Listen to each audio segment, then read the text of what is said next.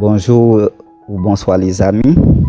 C'est toujours avec un vif plaisir que nous connaissons sur ce canal là, que nous connaissons que ou abonner, ou continuer à partager information yo, ou continuer à quitter commentaires, suggestions pour nous. Et ça capable permettre de comprendre l'influence travail là. Et comme nous te dit que canal là est créé à partir de Timothée qui dit qu'il faut qu'on ait une connaissance parfaite de la vérité pour être sauvé. Et puisque il faut qu'on ait une connaissance parfaite de la vérité pour être sauvé, canal là est créé dans une triple perspective. Il a envisagé trois catégories de monde. Première catégorie qu'il a envisagé, c'est catégorie de monde qui pas connaît la parole de Dieu et qui pas accepté vu que il y a une grande controverse autour de cette parole, il y a une grande confusion qui blaye autour de cette parole. Chaque secte religieux a interprété parole là dans façon par yo.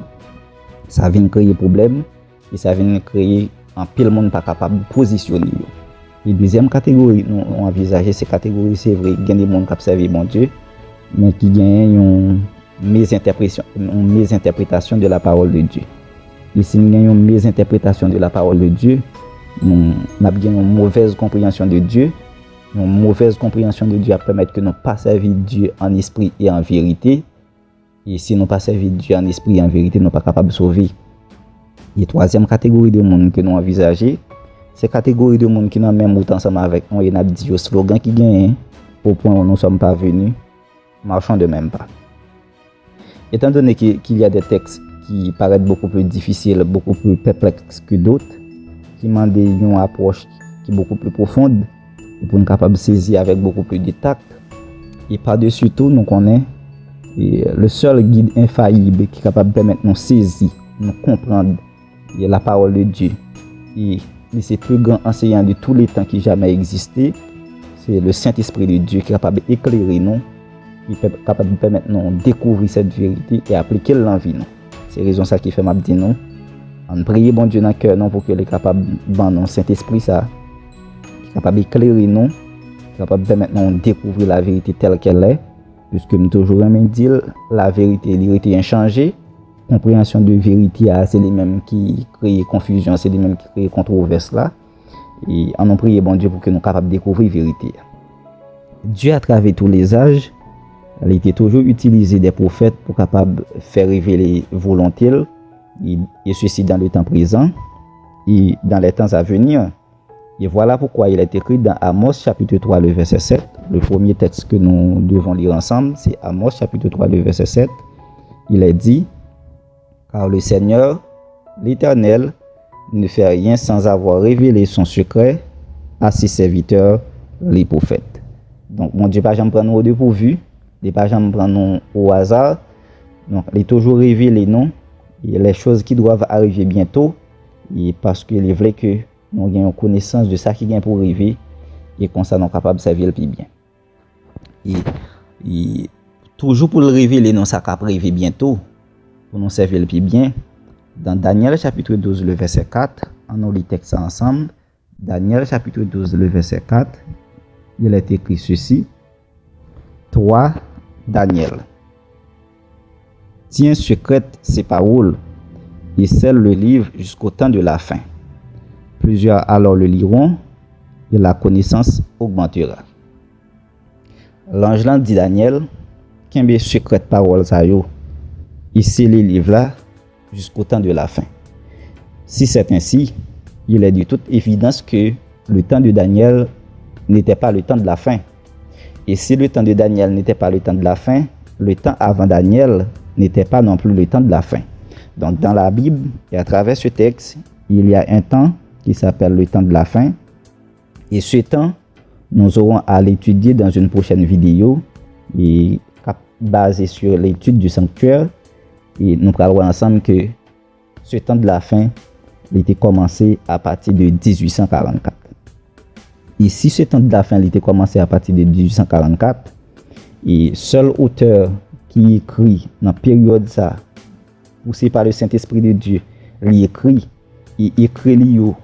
irréfutable au regard de la Bible, irréfutable et dans l'autre communauté scientifique ça qui vient pour avec santé, avec éducation, et au regard de la Bible, qui c'est toute lumière, source de toute lumière, source de toute connaissance, nous comprenons que bon Dieu, il parlait à des prophètes, et c'est peut-être ça, nous gagnons deux âmes qui portent sur l'étude de la journée, les deux âmes du chrétien, la Bible et l'esprit de prophétie. Nous croyons dans deux bagailles, comme chrétiens, nous croyons dans la Bible, nous croyons dans l'esprit de la prophétie. Tout le monde est d'accord que la Bible c'est la parole de Dieu. Mais qu'en est-il de l'esprit de la prophétie? De quoi s'agit-il réellement?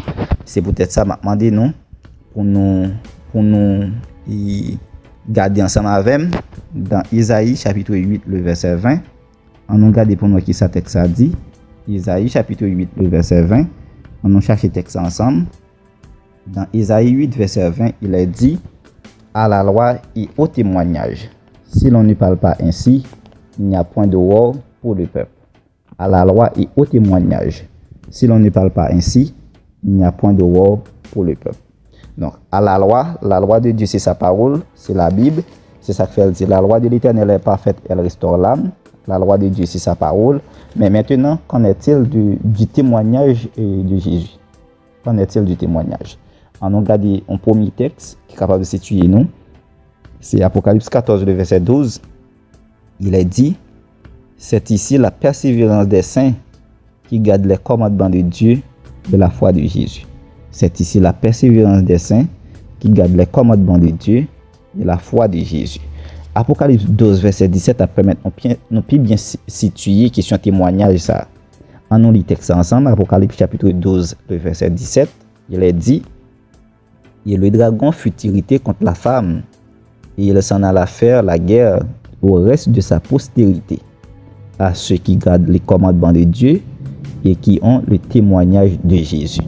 Le dragon, c'est le serpent, le diable, et il est irrité contre la femme qui c'est l'église, mais à qui est-ce?